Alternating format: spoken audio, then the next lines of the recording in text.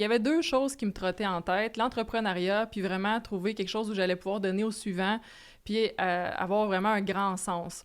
Quand la pandémie est arrivée, ben c'est à ce moment-là précis que les cartes se sont un petit peu brouillées. On est tombé en télétravail. Vous le savez, les grandes entreprises Ouais. ont des procédures très sévères.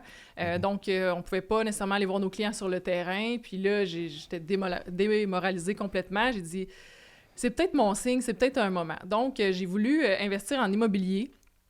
Pour me diversifier, j'avais déjà avec mon chum, on avait quelques projets, puis on dirait que c'était le temps d'avoir un nouveau projet. Puis mon voisin d'en face, des fois quand on se couche le soir puis qu'on se dit « Ah, j'aimerais ça que ça arrive comme ça », puis on le visualise, ben ça arrive.